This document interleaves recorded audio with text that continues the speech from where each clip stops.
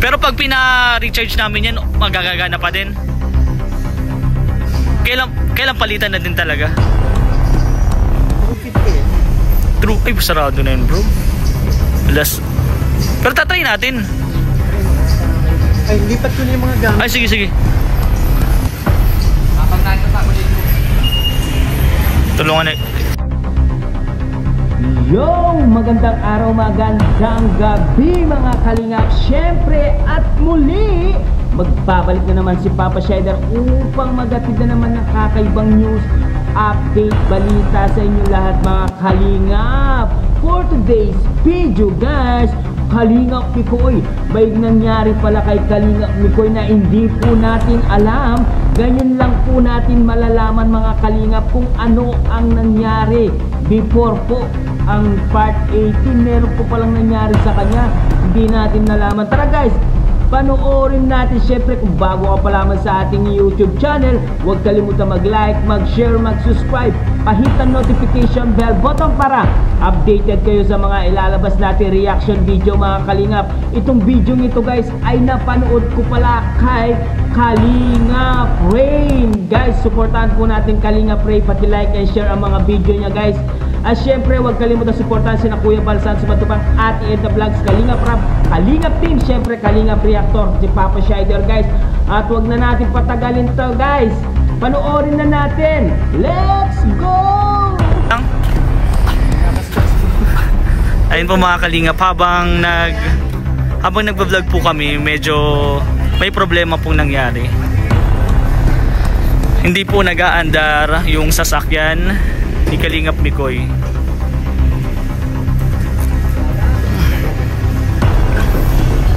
Habang nagba-vlog po yan. Okay ka lang bro? Problemado.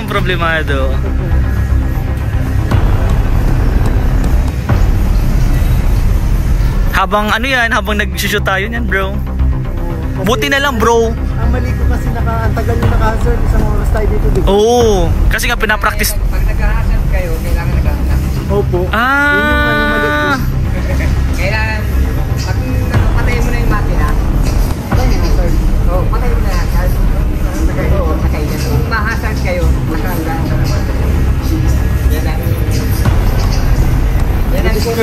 Na-discharge. Actually, ako nga nag-try nga ako. Kinabahan na ako agad nung hindi nag-i-start una pa lang. One click lang yan, one press lang yan. Kitang-kita po kay Kalingap Mikoy. Stress na stress. Pero, nung sa vlog niya, kitang-kita niya po sobrang saya niya. Kasi kasama po si Krista. Pero, ayun po, binalikan po namin yung sasakyan ni Kalingap Mikoy. Ako po dapat talaga ang magdadala nito.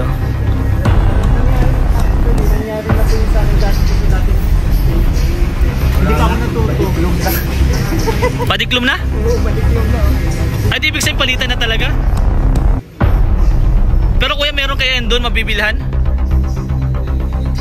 Di hanapan na natin bro.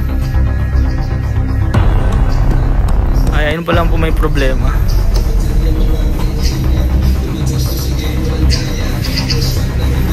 Yan po ang mga hindi iniasahan. Buti na lang bro, hindi dun sa sa bukid. Paano kaya kung ganun bro? Paano tayo mo? Sa bagay, wala naman masyadong din sasakyan. Layo pa naman nun, mga 30 minutes ang biyahe. Madami kasing dumadaan dito sa sasakyan po kanina.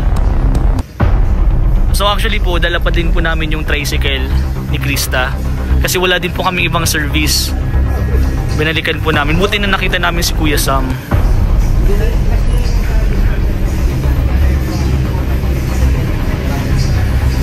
Basta-basta yun sa talaga may battery ko.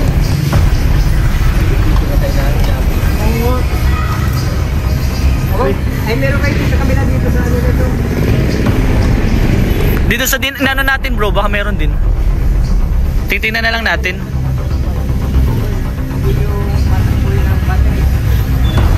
Hindi sa mandar yun.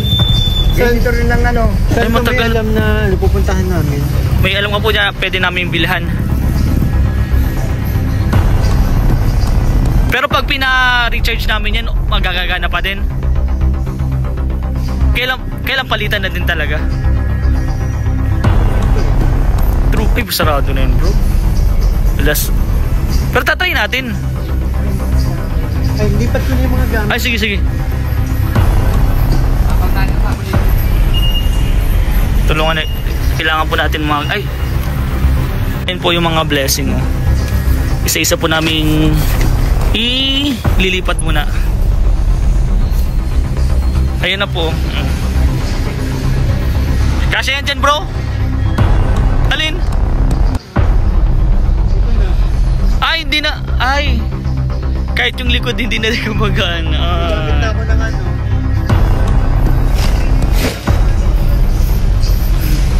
Wait, pero yung laki ng battery. Itatasan mo rin dito. Ah, okay po. Tasan mo. Ate mo lang dito. Sige po.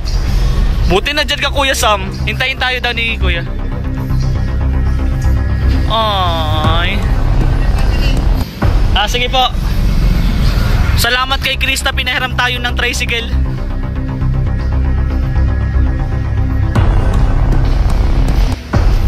Ang sabihin mo kay Krista bro, pinahiram tayo ng tricycle. Kasi sa totoo lang, stress na stress. Habang nag-ano tayo, di ba bro? Pinagantanong kita kung paano ba. Sinabi ko pala na sirain yung ano. Okay, ilagay mo lang yung ganyan lang. Let's go, hanap tayo. Grabe guys, muntik na palang hindi matuloy ang part 18 guys ng ni Chris. Buti na lang guys, nandito ang kanyang best friend, ang kanyang kaibigan na tunay na kaibigan, hindi iniiwan hanggang magawa ang kanyang sasakyan na si Mikoy, no? Itong si Kalinga Friend. Yan po ang That's Our Friends Are For talaga. Yan ang mga dapat sinasamahan, mga tunay na kaibigan na hindi iiwan kahit anuman na sakuna ang mangyari, di ba? Ito talagang itong si inanapan pa talaga ng mekaniko itong si Kalinga Mikoy, no? Itong si Kalinga Frame para magawa lang yung kanyang sasakyan, guys. At dyan lang kayo, guys. Pagpatuloy natin kung talagang magagawa talaga itong sasakyan ni Kalinga Mikoy. Grabe, muntik na palang hindi magka part 18, no? Grabe. Buti na lang, may kaibigan na tunay itong si Kalinga Mikoy, guys. Panoorin natin ulit. Let's go! So yun guys, nandito na kami sa isang payusan po. Wala po kasi kaming makita ang battery. So, ipapacharge na lang po namin.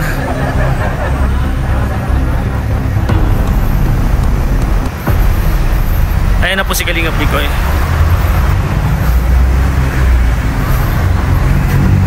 Kitang-kita na mo ang problema.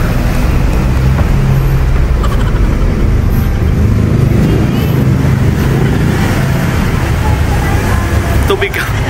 Yan, tubig ka muna bro.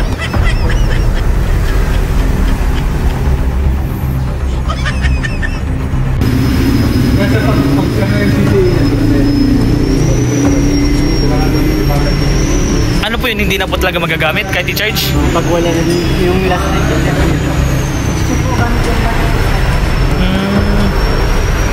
Okay lang bro. Ever ready, energize na. Ano ba rin? Yung di-charge. Yung stress kayo, doon ako mag-gero. Paalam ka na bro. Paalam ka na. Hindi pa, naniniwala akong may pag-asa. May pag-asa pa. Yun na lang kasi ang pag-asa natin eh. Kasi ang ganda ng uniform ni Kuya.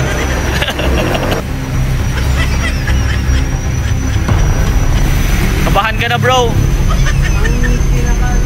Ang takot ko pa kasi hindi ko na mailak yung sasakyan. Ayo! Yung gamit. Ay, oo nga.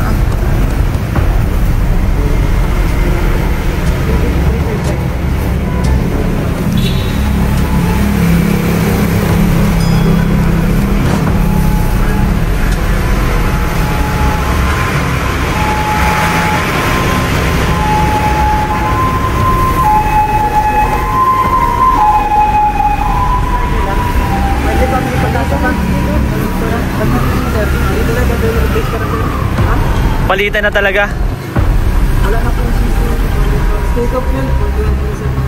Wala na talaga. Wala kayong lagi. Ano sir? Order sa amin. Order. Ay, naiinip po ako. Wala, discount. dyan lang sa Central Plaza. Sarado na.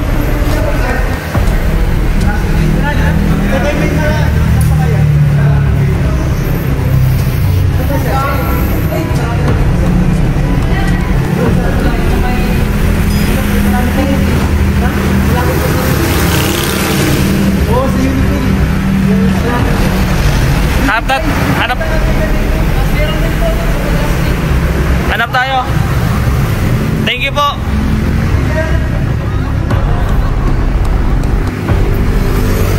Buti na lang nandito to. Salamat. Let's go. Makakahanap tayo niyan, bro. Kailangan na talagang bumili. Pareho. Nice one. Uy, sakto. Kukunin mo din nata. Ba to? Kasama po yan? Ah, hindi. Ay, salamat. Buti bukas pa. Sarado na? So, kung umuwi pa tayo bro, wala na talaga. Kasi kung i-charge din natin siya, useless din. Ayun.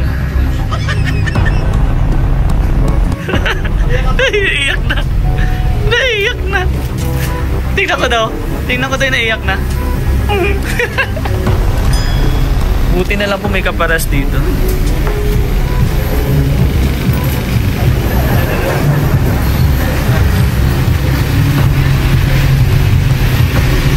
Gotta change my answering machine. Ha? Doon may pinuna kami magtanggal eh. Ano sabi na? Yun. Ito pala yung problema po talaga, wala na. Magandang klase na may battery yan. Sa kamay na lang. Hindi yan. Dapat pala kay Kuya Nico na lang bumili. Nagpa-order ka na lang kay Kuya Nico. Dalhin ko na to bro. Dadalhin mo pa ba to? Pwede pa yung gamitin na yung makapitan ilaw. Ah! Madami pa yan. Laking tulong talaga nitong ano guys.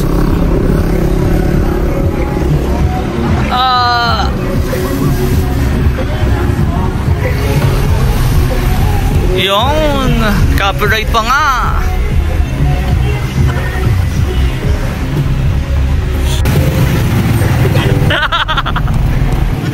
Let's go.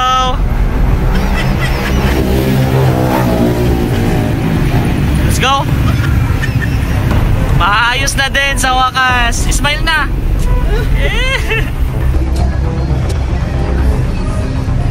Ay, natatanggal pala yung damit.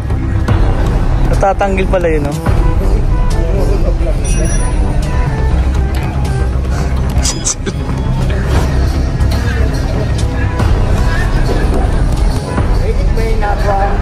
Tsaka maganda niya. Parehong-pareho nga po. Matagal na yun, bro. Maka-ibenta ko na ito. Grabe man.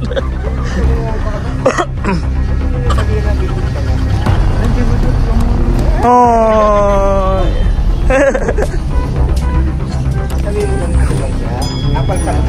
Papaltan lang.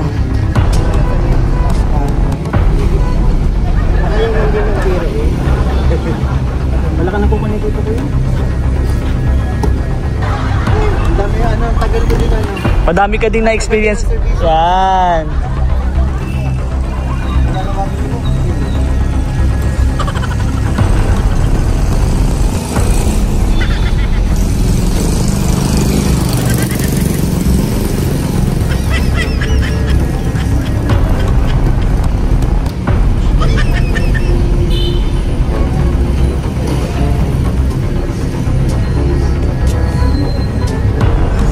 Yan na. This is the moment. Hindi pa bro, hindi pa. Makuryente just.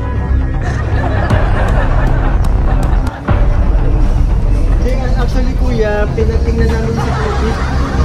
Wala din kasi silang battery dun eh. Wala na daw talaga. sinubukan pa namin pa-charge eh. Wala din kasi silang battery dun. Kailangan namin, wala na kami mahanap eh. Buti na lang. Wala ka na dun gamit, bro? Wala ka na dun.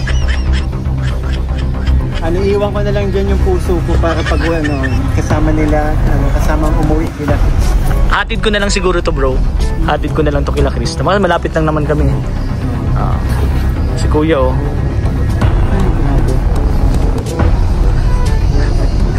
Na-stress ang isang Kalingap Mikoy. Tingnan natin tong ano. Bali, wala naman na po ditong gamit. Ang nandito na lang po ay yung ayun, yung papeles.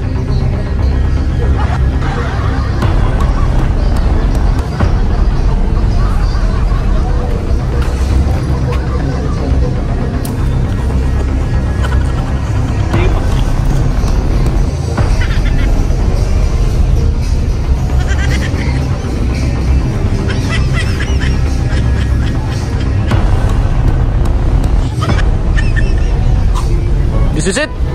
Pansit. Tama yung tsura ko. Buti na lang bro, nakapag-ano pa ako. Kasi iba naman kasi pagkasama mo sa city. Oo, kaya pero kanina ko pa ito inisip. Bro, kinikwento ko nga, sabi ko nga, kanina stress na stress ka na. Kaya lang dahil kasama mo si Krista, nandun yung saya mo pa rin. Pero kaya lang, syempre, di mo pa din mawala sa isip, syempre.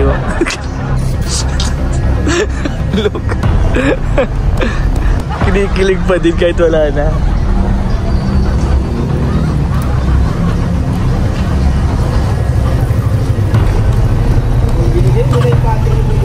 Gagawin kong ilaw. Wala na yan.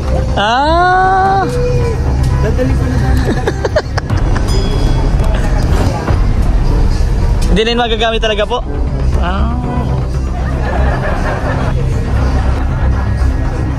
Madami na silang pinagsamahan yan.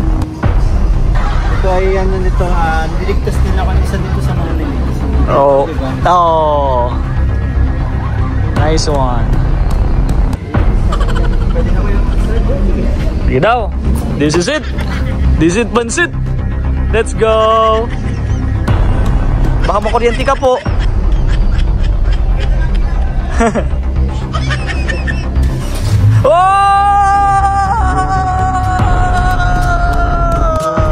Sa wakas. Iiyak na yan kanina. Iiyak na yan. Hayaan mo ba matulog dito si Koji?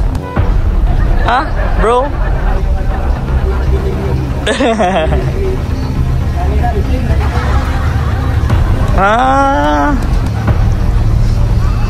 So yun po mga Kalingap, okay na po.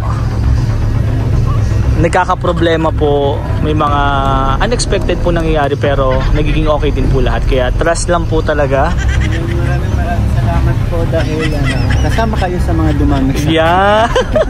Sa mga manonood dito, sana nalungkot po kayo nung una pero sa dulo, masaya na po kasi ano talaga, parang ano din nakisama din talaga sa atin ng panahon. Kasi kung isip, totoo, madilim na po. 5:30 yung sara. 5:30 yung sara nung nabilang natin ng battery. Buti pinapasok pa tayo. 5:35 tayo dumating. Tsaka nalaman natin wala talagang pag-asa.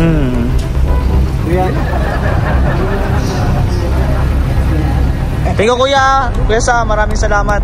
So ayun guys, pagkasarado mo, let's go.